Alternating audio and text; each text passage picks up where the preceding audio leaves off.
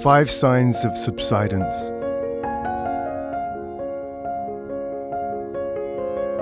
Look out for horizontal or diagonal cracks in the walls, particularly around doors and windows. Look out for cracks appearing in ceilings, especially where they meet the walls.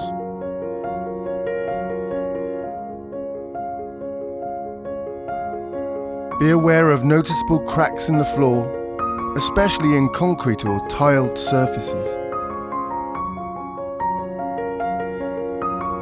Look out for floors that slope or feel uneven, possibly indicating subsidence beneath.